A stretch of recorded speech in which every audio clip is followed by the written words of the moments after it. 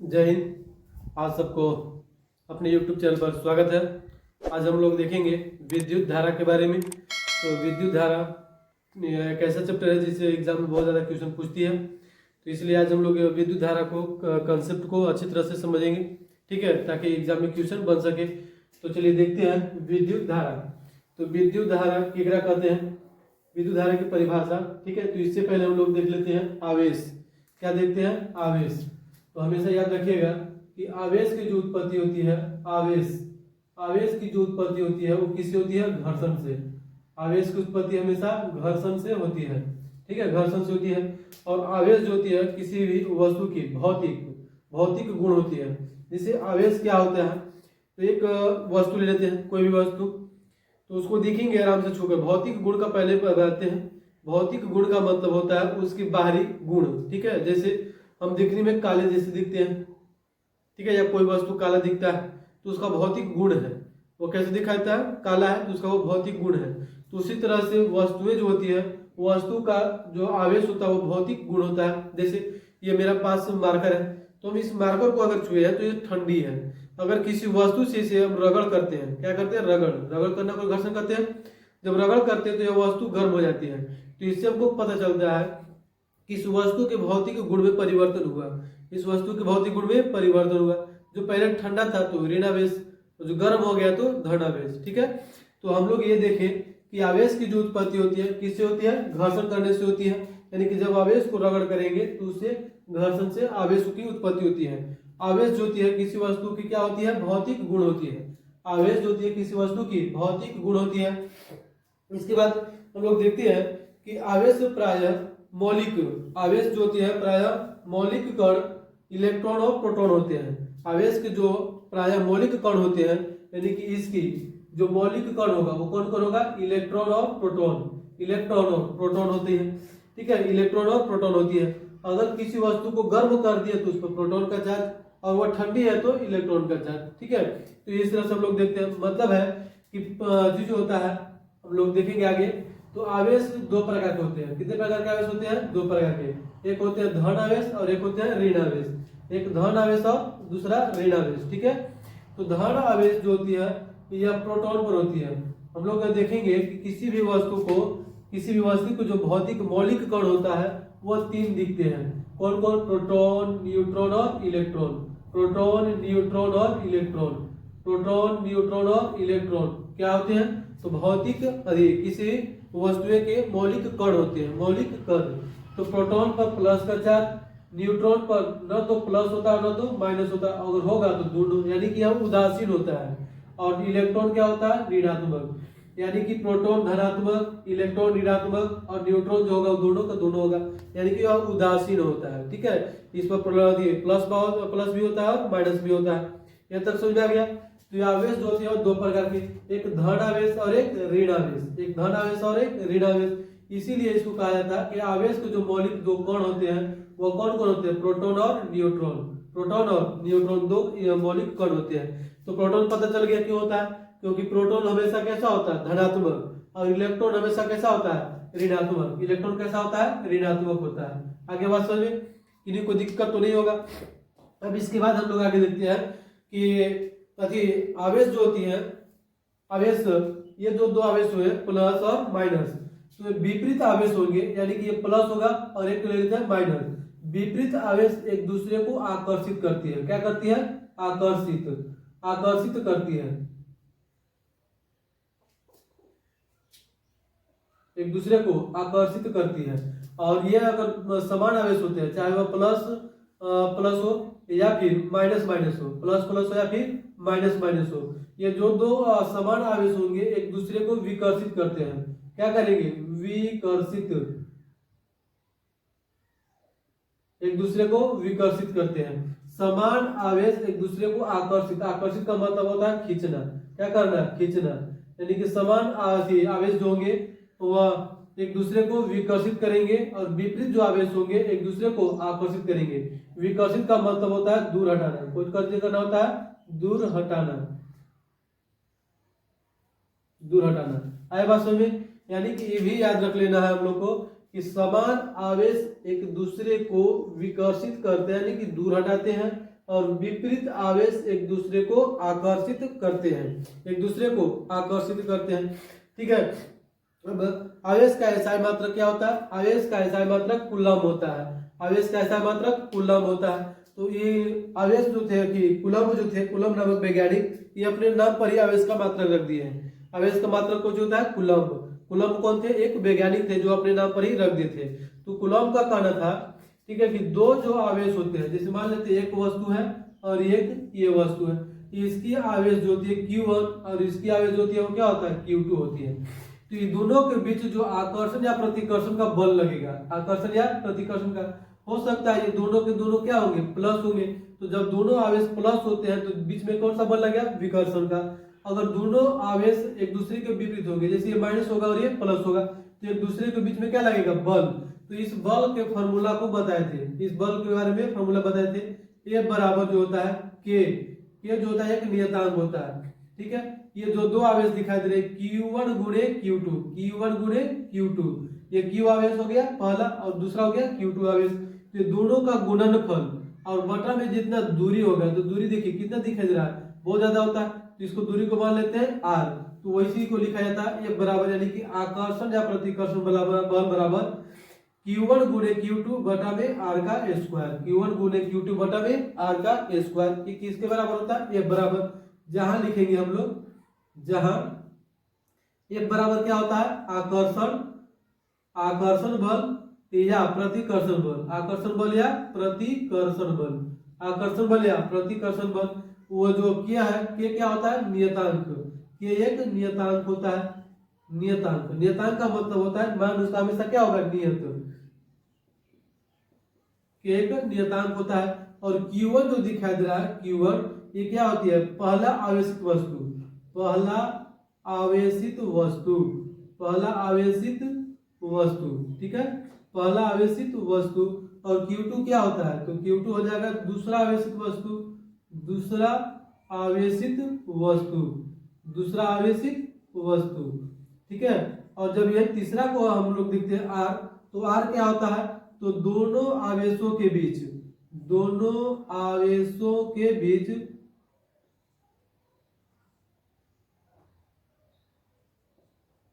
दोनों आवेशों के बीच की दूरी, दोनों आवेशों के बीच की दूरी होती है।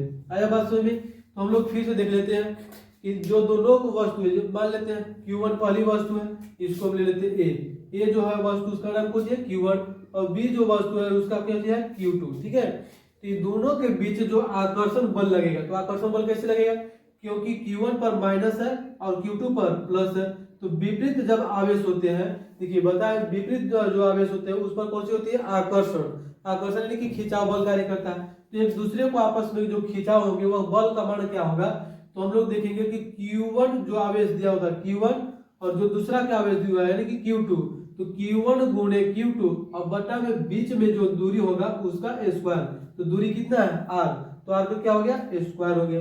आया बात समझ में? तो ये किसके बराबर होता है? आकर्षण या प्रतिकर्षण बल बराबर। ये भी फॉर्मूला याद रख लीजिएगा। और दूसरी बात, अभी एक और नोट पॉइंट बताया कि आवेश का जो मात्रक होता है, आवेश का एसआई मात्रक जो होता है, एसआई मात्रक वो क्या होता है? कूलम्ब होता है। क्या होता है? कूलम्ब। ठीक है, आवेश का एसआई मात्रक कूलम्ब होता है। कूलम्ब कहीं कहीं कूलम्ब भी देता है। ठीक है, तो ये भी आप लोग को याद रखना है कि आवेश का एसआई मात्रक क्या होता है? कूलम्ब होता है। अब एसआई का अधिकांश व्यक्ति को ये नहीं पता होगा कि एसआई क्या होता है। तो एसआई मात्रक है जो सबसे छोटी यूनिट को दर्शाता है। इसका मतलब होता है सिस्टम इंटरनेशनल ऑफ यूनिट, यानी कि अंतरराष्ट्रीय पद्धति में जो राशि होती है उसकी मात्रक, इकाई मात्रक को क्या कहते हैं? एसआई मात्रक कहते हैं। और यूवी आवेश का एसआई मात्रक क्या होता है? कूलम्ब होता है। आगे बात समझे? कूलम्ब होता है। अब देखिएगा कि अगर दोनों वस्तुएं, कोई वस्तु उदासीन है, तो मान लेते हैं कोई वस्तु क्या होती है? उदासीन। तो आप अपने से सोच कर देखिए कि उदासीन कब होगा। जैसे हम एक ले लेते हैं, एक बर्तन लेते हैं, ठीक है, उसमें मिठास डाल देते हैं यानी कि चीनी डाल देते हैं। जितने मात्रा में हम चीनी डाल देते हैं उतनी मात्रा में तीता डुबो भी डाल देते हैं। तो जो हम बर्तन में पानी को डाले होंगे जिसमें घुला होगा, मीठा और तीखा दोनों घुला होगा, तब उसके द्वारा हम पिएंगे। तो बताइए उस वस्तु जो है यानी कि जो पीने वाला पदार्थ बनेगा वह कैसे लगेगा? मीठा लगेगा क्या? ना तो मीठा लगेगा और ना ही तो वो तीखा लगेगा। तो वो क्या होता है, मीठा और तीखा दोनों हो जाता है, तो उसी को बोलते हैं उदासीन। यानी कि अगर कोई वस्तु उदासीन होती है तो उसमें प्रोटॉन और इलेक्ट्रॉन, प्रोटॉन और इलेक्ट्रॉनों की संख्या क्या होती है, समान होगी। अगर कोई वस्तु उदासीन होती है तो उसमें प्रोटॉनों की संख्या बराबर इलेक्ट्रॉनों की संख्या होती है। ठीक है, तो हम अभी आप लोग को बता चुके कि प्रोटॉन हमेशा धनात्मक होता है और इलेक्ट्रॉन हमेशा ऋणात्मक होता है। न्यूट्रॉन जो होता है वह उदासीन होता है, यानी कि दोनों जब वस्तुएं यानी कि प्रोटॉन और इलेक्ट्रॉन दोनों समान हो जाएंगे तो क्या बन जाएंगे, उदासीन। क्या बन जाते हैं, उदासीन बन जाते हैं। ठीक है, एक बात और भी याद रखिएगा, वो बात याद रखना ये है कि जब कोई तत्व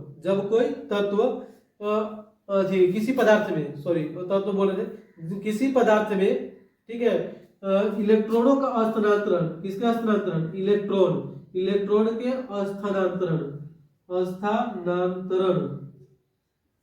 इलेक्ट्रॉनों के स्थानांतरण के कारण यानी कि इलेक्ट्रॉन एक स्थान से दूसरे स्थान तक चला जाएगा, तो इलेक्ट्रॉनों के स्थानांतरण के कारण ही आवेश की उत्पत्ति होती है। किसकी उत्पत्ति होगी, आवेश की उत्पत्ति होती है। बात समझ में, ये भी याद रखना है। जैसे मान लेते हैं हम यहाँ इस वस्तु को रखिए, ठीक है, ये वस्तु क्या है, ठंडी है, हम यहाँ से गर्म करना चालू किए, रगड़ना चालू किए, जब घर्षण करेंगे तो आवेश उत्पन्न होगा, और आवेश जो होगा यहाँ से घर्षण करते करते करते करते अगर इस यहाँ पर पहुंच गया तो ये आवेश का सुचालक होगा। अगर एक स्थान से दूसरे स्थान तक नहीं पहुंच पाया तो आवेश का कुचालक होगा। लेकिन सोचने वाली बात है कि आवेश यहाँ से यहाँ तक कैसे पहुंचेगा, तो इलेक्ट्रॉन स्थानांतरित होगा तब। स्थानांतरित का मतलब होता है स्थान में अंतर, यानी कि इलेक्ट्रॉन एक जगह से हटकर दूसरे जगह पर जब जाती है तो उस स्थिति में आवेश एक स्थान से दूसरे स्थान तक चला जाता है। यानी कि आवेश की प्रवाह हम लोग किसको कहेंगे, इलेक्ट्रॉन के प्रवाह को। इलेक्ट्रॉन जब बहने लगेगी तो आवेश का भी प्रवाह होने लगेगा। ठीक है, यहाँ तक आगे बात समझे। अब आगे देखिए कि जब कोई तत्व, जैसे मान लेते हैं हाइड्रोजन, जब कोई तत्व अपना एक इलेक्ट्रॉन त्यागेगा, क्या करेगा, त्याग मतलब देना। तो अब ऐसा सोचिए सिंपल सी बात से कि कोई भी वस्तु जो होती है, कोई भी व्यक्ति दान कब करेगा, जब उसके पास ज्यादा होगा, अपने पास खुद नहीं रहेगा कुछ तो दूसरे को क्या देगा, है ना। तो उसी तरह से जब कोई तत्व इलेक्ट्रॉन दान करता है तो दान करने वाले पर कौन सा चार्ज हो जाएगा, प्लस, यानी कि इलेक्ट्रॉन हटेगा तो प्लस। और जब कोई तत्व लेगा यानी ग्रहण करेगा, जैसे मान लेते हैं ऑक्सीजन ग्रहण करेगा, मानना है, ठीक है, मान लेते हैं उसको कौन ग्रहण करेगा, ऑक्सीजन, तो जो ग्रहण करेगा उस पर कौन सा चार्ज हो जाएगा, माइनस, यानी कि इलेक्ट्रॉन देने वाले तत्व पर धनात्मक और इलेक्ट्रॉन ग्रहण करने वाले तत्व पर ऋणात्मक का चिन्ह हो जाता है। यहाँ तक आगे बात समझ में। तो चलिए फिर से एक बार हम लोग रिपीट करते हैं। देखिए, आवेश की उत्पत्ति किससे होती है, घर्षण से होती है। आवेश की उत्पत्ति घर्षण से होती है। आवेश जो होती है किसी वस्तु की मौलिक गुण, भौतिक गुण होती है। किसी वस्तु की क्या होती है, भौतिक गुण होती है। किसी वस्तु के जो होते हैं मौलिक गुण 3 होते हैं, प्रोटॉन, न्यूट्रॉन और इलेक्ट्रॉन। प्रोटॉन पर हमेशा प्लस का चार्ज, इलेक्ट्रॉन पर हमेशा माइनस का चार्ज। जब प्रोटॉन पर प्लस और इलेक्ट्रॉन पर माइनस हो ही जाएगा तो न्यूट्रॉन क्या हो जाएगा, उदासीन होता है। हमेशा न्यूट्रॉन उदासीन होता है। एक शब्दों को आप लोग लिखते भी चल सकते हैं, वीडियो को पॉज कर करके रोक कर, ठीक है, आराम से लिखते भी चल सकते हैं, या फिर इसको अच्छी तरह से ध्यान से सुनते भी चल सकते हैं। ध्यान से सुनिएगा। और अधिकांश हम तो यही बोलेंगे कि अगर कुछ ज्यादा फास्ट बोलते हो तो कमेंट करके बताया कीजिए। और वीडियो अगर अच्छा लगता हो, ठीक है, वीडियो अगर अच्छा लगता हो तो लाइक सब्सक्राइब करते चले, ठीक है। इसके बाद अगर किसी तरह के प्रॉब्लम हो, जैसे वीडियो क्वालिटी में प्रॉब्लम हो या फिर साउंड में प्रॉब्लम हो, इस तरह की अगर किसी में प्रॉब्लम होती है या समझ में नहीं आता हो तो आप लोग कमेंट करके स्पष्ट रूप से बता सकते हैं, ठीक है। तो चलिए देखते हैं कि हम यहाँ तक बताएं कि प्रोटॉन पर हमेशा प्लस का चार्ज, इलेक्ट्रॉन पर हमेशा माइनस की चार्ज होती है और न्यूट्रॉन उदासीन होता है। अब उसी तरह से आवेश जो होती है 2 प्रकार की होती है, एक धन आवेश और एक ऋण आवेश। तो धन आवेश तो हमेशा बताया भी कौन सा चार्ज होता है, प्लस प्रोटॉन का, तो प्रोटॉन हो जाएगा, और इलेक्ट्रॉन पर किसका होता है, माइनस का, तो माइनस हो जाएगा। अब यहाँ हम लोग 2 चीज देखे कि आवेश 2 प्रकार को, एक धन आवेश और एक ऋण आवेश। तो 2 प्रकार के जब ऋण होती है, यानी कि समान जब ऋण रहेगा, देखिए दोनों में प्लस प्लस कर दिए या फिर माइनस माइनस कर दिए। अगर समान आवेश होते हैं तो वस्तुएं एक दूसरे को विकर्षित करती है। विकर्षित का मतलब होता है दूर हटाना, ठीक है, दूर हटाने को बोलते हैं विकर्षित करना। फिर या फिर अगर विपरीत आवेश होती है, जैसे एक पर प्लस और दूसरे पर माइनस होगा, तो वस्तु एक दूसरे को आकर्षित करते हैं, यानी कि खींचती है। ठीक है, तो इस सिद्धांत के बारे में कौन बताए थे? कुलम्ब नामक व्यक्ति ने बताए थे। इसलिए आवेश का ऐसा मतलब कुछ होता है, कुलम्ब हो जाता है। याद रखना है, एक को पॉइंट्स को आप लोग याद रखिएगा। ठीक है, आवेश का ऐसा मतलब कुछ होता है, कुलम्ब होता है। अब ई कुलम्ब जो क्या बताए थे कि अगर Q1 कोई आवेशित वस्तु, Q2 कोई आवेशित वस्तु कि जो आकर्षण या प्रतिकर्षण बल का जो मान होगा वो कितना मान होगा, उसके बारे में फॉर्मूला को सिद्ध किए थे। तो कितना मान होता है, तो पहला जैसे मान लेते हैं Q1 गुणे Q2, यानी कि दोनों आवेशित वस्तुओं का गुणनफल। दो नियम थे, पहला कि दोनों आवेशित वस्तुओं के गुणनफल के समानुपाती होता है। क्या होता है? समानुपाती, यानी कि दोनों वस्तु जैसे F होगा, यानी कि आकर्षण या प्रतिकर्षण बल जो होगा वो किसके समानुपात के बराबर होगा? समानुपाती का चिन्ह होता है ऐसे। ठीक है, समानुपाती किसके बराबर होगा? तो दोनों आवेशों के गुणनफल, यानी कि Q1 गुणे Q2 के गुणनफल के बराबर होगा। ये पहला नियम था। दूसरा नियम क्या दिए थे कि दोनों वस्तुओं के बीच की जो दूरी होती है, ठीक है, F का जो मान होता है, यानी कि आकर्षण और प्रतिकर्षण बल का जो मान होता है, दोनों वस्तुओं के बीच की जो दूरी होती है, बीच की दूरी कितना है? r, उसके व्युत्क्रम कर्मानुपाती होता है। व्युत्क्रम कर्मानुपाती मतलब ये भी अनुपात में ही होगा, लेकिन व्युत्क्रम मतलब होता है उल्टा, वर्ग का व्युत्क्रम कर्मानुपाती होता है, तो r का स्क्वायर कर देंगे। अब ये दोनों फॉर्मूला को जब आप सोल्व कीजिएगा तो F बराबर कितना निकला? Q1 गुणे Q2, और F बराबर भी यहाँ कितना निकल गया? 1/r²। तो हम यहाँ F का मान इसको बैठा देते हैं, तो देखिएगा F बराबर कितना निकल जाएगा मेरा? Q1 गुणे Q2। अब इसमें गुणा कितना से करना है? 1/r² से। तो जब 1/r² से गुणा करेंगे तो मेरा निकल जाएगा F बराबर Q1 गुणे Q2 और बटा में r का स्क्वायर। इसके बारे में कौन बताए थे? कुलम्ब नामक व्यक्ति ने बताए थे, जो कि हम लोग को लिख दिए। ठीक है, और इसमें एक के दिया हुआ है कि एक क्या होता है? नियतांक। टेम्परेचर जैसे जैसे बढ़ेगा, ठीक है, उस तरह के इसमें आवेशों में प्रवाह की गति, आकर्षण या प्रतिकर्षण बल की गति का मान घटते बढ़ते रहेगा। देखिए यहाँ लिखा हुआ है के बराबर के, यानी F बराबर क्या है? आकर्षण या प्रतिकर्षण बल का मान होगा, आकर्षण या प्रतिकर्षण बल। फिर के बराबर क्या है? के एक नियतांक है। नियतांक का मतलब के का मान हमेशा नियत होती है। इसके बाद Q1 जो है पहला आवेशित वस्तु है, Q2 जो है दूसरा आवेशित वस्तु है, और R जो है दोनों आवेश के बीच की दूरी है। इतना तक याद रख लेना। ठीक है, फिर इसके बाद देखिए, अगर कोई वस्तु उदासीन होती है तो उदासीन कब होगी? अगर कोई वस्तु उदासीन होती है तो उदासीन कब होगी? जब प्रोटॉनों की संख्या और इलेक्ट्रॉनों की संख्या दोनों क्या होंगे? बराबर। अगर प्रोटॉन की संख्या इलेक्ट्रॉन की संख्या के बराबर होती है तो वह वस्तु कैसी होगी? उदासीन होगी। वह वस्तु कैसा होगा? उदासीन। और कोई भी वस्तु जैसे आवेशित हो जाती है या आवेशित हीन हो जाती है, जैसे हम बताएं, जैसे मान लेते हैं एक लोहा का छड़ है, एक जगह पर हम आग लगाकर गर्म करते हैं, तो देखते हैं कि लोहा की जो छड़ होती है यह गते गर्म यहाँ करते हैं, लेकिन गर्म यहाँ भी हो जाता है। तो यह कैसे हो जाती है? आवेश के प्रवाह के कारण हो जाती है। कैसे होती है? आवेश के प्रवाह मतलब जाने के कारण। तो आवेश कैसे जाती है? इलेक्ट्रॉन के स्थानांतरण के कारण। जैसे जैसे इलेक्ट्रॉन स्थानांतरित होती जाएगी वैसे वैसे आवेश का प्रवाह होते जाएगा। ठीक है, यहाँ तक हम लोग समझ में आ गया। अब आगे देखते हैं हम लोग विद्युत धारा के बारे में। किसके बारे में देखते हैं? विद्युत धारा के बारे में। जो विद्युत धारा के बारे में आप लोग को बताए कि किसी चालक में, अब यहाँ ध्यान से देखिएगा हम क्या बता रहे हैं। किसी चालक में, देखिए ध्यान से, किसी चालक, तो आप लोग 7, 8, 9 क्लास में पढ़े होंगे कि चालक कितने प्रकार के होते हैं? 3 प्रकार के।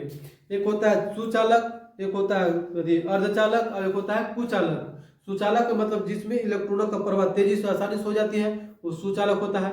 और कुचालक होता है कि जिसमें इलेक्ट्रॉन या आवेश का प्रवाह बहुत धीमी गति से होती है, मतलब होती ही नहीं है, उसको क्या बोलते हैं? कुचालक। और अर्धचालक किसको कहेंगे? जिसमें धीमी गति से होती है। तो वस्तुएं कितने प्रकार की हो जाती है? 3 प्रकार के। तो हम यहाँ बता रहे हैं कि किसी चालक में, कोई चालक लेना है, किसी चालक में आवेश की प्रवाह की दर, किसकी प्रवाह की दर?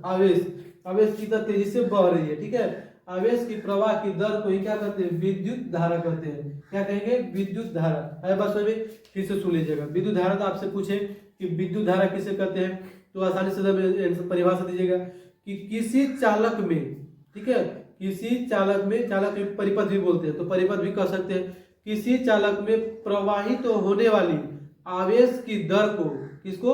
आवेश की दर को ही क्या कहते हैं? विद्युत धारा कहते हैं। विद्युत धारा कहते हैं। अब आप लोग देखिएगा विद्युत धारा बराबर क्या हो जाता है। तो आपसे अगर क्वेश्चन पूछ दे कि विद्युत धारा बराबर क्या होता है, तो विद्युत धारा बराबर आप अभी तुरंत देखें क्या, आवेश की प्रवाह, आवेश की प्रवाह, तो ये लिखेंगे आवेश की प्रवाह की दर, दर कब होती है, जब उसमें समय लगा होता है। तो यानी कि अब विद्युत धारा बराबर होता है आवेश बटा में समय। विद्युत धारा बराबर क्या होता है, आवेश बटा में समय। आवेश का ऐसा मतलब क्या बता दिए, कूलम। आवेश का ऐसा मतलब कूलम। विद्युत धारा को हमेशा छोटा आई के द्वारा दर्शाया जाता है। किस द्वारा दर्शाते हैं, छोटा आई के द्वारा दर्शाते हैं। और अधिक कूलम को किसके द्वारा दर्शाते हैं, कूलम को क्यू के द्वारा, किसके द्वारा दर्शाते हैं, क्यू के द्वारा दर्शाते हैं। चलिए ठीक है, यानी कि हम लोग इसको क्या लिख सकते हैं, विद्युत धारा बराबर, हम बताया कि विद्युत धारा को क्या दर्शाते हैं, आई। हमेशा विद्युत धारा को आई से लिखा जाता है, और आवेश को हमेशा क्यू से लिखा जाता है, और समय को हमेशा टी से लिखा जाता है। तो हम यहाँ लिख सकते हैं क्यू बराबर आई बराबर क्यू टी, आई बराबर क्यू टी, लिख सकते हैं कि नहीं। अब यहाँ से हमको पता चल जाएगा कि विद्युत धारा बराबर आवेश बटा समय होता है। तो अगर आपसे हम पूछ दे कि आवेश बराबर क्या हो जाएगा, तो एक ही चीज है, दोनों को ध्यान से देखिए, दोनों एक ही चीज है। जैसे फॉर्मूला बस जरूरी क्या होता है, जैसे देखिए यहाँ लिखा हुआ है आई बराबर क्यू बाई टी, आई बराबर क्यू बाई टी। अब क्यू बराबर पूछेगा तो क्यू बराबर कितना निकल जाएगा, देखिए इधर भाग में इधर कुछ हो जाएगा गुणा में, तो आई पहले ऑलरेडी था, अब इसके साथ कुछ कर देंगे गुणा, और ये क्या हो जाएगा क्यू, यानी कि क्यू बराबर हम लिख सकते हैं आई टी, क्यू बराबर आई टी। यानी कि आवेश बराबर, तो आपसे पूछेगा कोई कि आवेश बराबर क्या होता है, तो विद्युत धारा, ठीक है, विद्युत धारा गुणे समय, विद्युत धारा गुणे समय, ये क्या निकल जाएगा, फॉर्मूला निकल जाएगा। तो आप लोग देखें कि विद्युत धारा का फॉर्मूला क्या होता है, आई बराबर क्यू बाई टी, आवेश बराबर क्या होता है, आई टी, ठीक है। फिर इसके बाद आकर्षण या प्रतिकर्षण बल बराबर क्या होता है, तो पहला आवेश गुणे दूसरा आवेश बटा में दोनों के बीच की दूरी के वर्ग का विस्थापन हो गया। तो इस तरह से आप लोग सभी चीजों को कवर करते धीरे धीरे आराम से कर सकते हैं। मिलते हैं नेक्स्ट वीडियो में, उम्मीद है समझ में सभी को आया होगा। ठीक है, जय हिंद।